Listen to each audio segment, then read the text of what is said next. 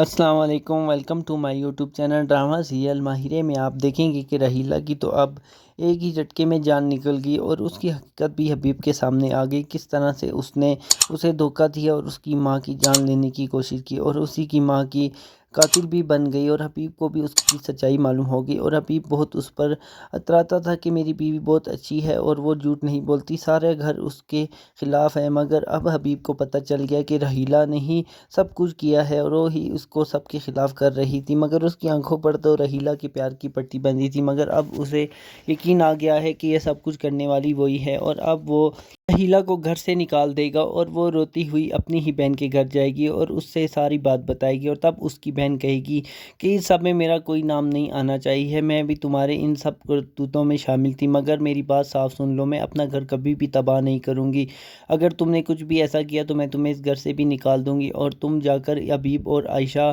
انہیں سب سے معافی مانگ لو اور انہیں ساری سچائی بتا دو، اور ہو سکتا ہے کہ جب رحیلہ سچائی سب کو بتا رہی ہو تب حبیب اور جمشید ان دونوں بہنوں کی کرتوت سن لے، اور تب جمشید بھی اس سے کہے کہ تم نے بھی مجھے دھوکہ دیا ہے اور حبیب کو بھی اس تمہاری بہن نے دھوکہ دیا ہے۔ اب تو رحیلہ کا وہ پولیس والے سے بھی رابطہ ہے اور وہ پولیس والا بھی بہت ہی جلد آ جائے گا اور حبیب کو بھی اس کی حقیقت بتا دے گا کہ کس طرح سے رحیلہ نے چوری کروائی۔ تب تو حبیب رحیلہ کو کسی بھی قیمت پر اس گھر پر نہیں رکھے گا اور ہو سکتا ہے اسے طلاق دے دے۔ یہ سب کچھ رحیلہ نے خود اپنے لیے کیا ہے۔ فاقر بھی باہر جانے کا ارادہ ختم کر دے گا اور اسی ملک میں رہ کر اپنی پڑھائی کو جاری رکھے گا اور اپنے والد کے کاروبار کو بہت آگے لے جائے گا، اور اینی بھی خوش ہو جائے گی اور ان دونوں میں بہت جلد انڈرسٹینڈنگ ہو جائے گی اور اینی بھی فاقر کے ساتھ مل کر کاروبار کو چلانا شروع کر دے گی۔ مزید ڈرامہ پروموز کے لیے ہمارے چینل کو سبسکرائب کریں، ویڈیو کو لائک کریں اور بیل نوٹیفکیشن آن کریں تاکہ آپ کو ہماری ہر ویڈیو کا نوٹیفکیشن مل سکے۔ Thank you.